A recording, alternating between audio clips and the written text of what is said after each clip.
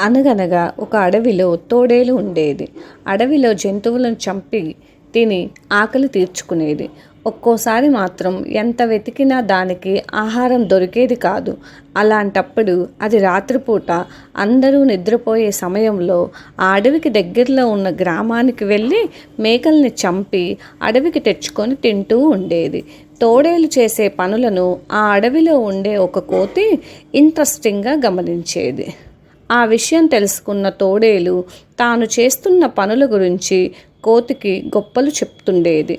యజమానులకు తెలియకుండా మేకలను ఎలా చంపుతుందో కోతికి వివరించి చెప్పేది. ఆ మాటలు విన్న కోతికి తోడేలు ఊరి వాళ్ళు కళ్ళు కప్పి మేకలను ఏ విధంగా పట్టుకుంటుందో చూడాలనిపించింది. ఒకరోజు కోతి, "నువ్వు ఆ గ్రామానికి వెళ్ళేటప్పుడు నన్ను కూడా తీసుకువెళ్తావా? నీ పనితనం చూడాలనుంది" అని తోడేలును అడిగింది. దానికి తోడేలు, "ఈ రాత్రికే నిన్ను తీసుకువెళ్తాను, రెడీగా ఉండు" అని చెప్పింది.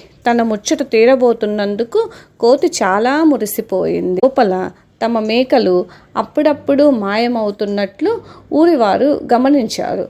ఆ సంగతి ఏంటో తెలుసుకోవాలని కొందరు యువకులు మేకలకు కాపలా కాయసాగారు. ఆ విషయం తెలియని తోడేలు కోతితో కలిసి ఆ ఊరిలో ప్రవేశించింది. మేకలు తినడానికి వాటి దగ్గరికి తోడేలు వెళ్ళటాన్ని ఆ యువకులు గమనించారు. మేకలు ఎలా మాయమవుతున్నాయో వారికి అర్థమైంది. వెంటనే తోడేలు పైన కర్రలతో దాడి చేశారు. పక్కనే ఉన్న కోతిని కూడా కొట్టసాగారు. ఆ దెబ్బలు తట్టుకోలేక కోతి, "మీ మేకల్ని తినడానికి వచ్చింది తోడేలు, నేను కాదు కదా, నన్నెందుకు కొడుతున్నారు, వదిలేయండి" అని ప్రాధేయపడింది. తోడేలుకి సహాయంగా వచ్చిన నిన్ను ఎలా విడిచిపెడతాం అంటూ ఇంకాస్త గట్టిగా కొట్టసాగారు.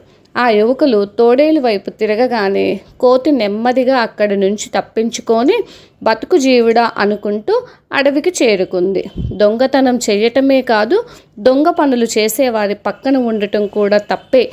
ఇంకెప్పుడు ఇలాంటి బుద్ధి తక్కువ పనులు చేయకూడదనుకుంటూ లెంపలేసుకుంది.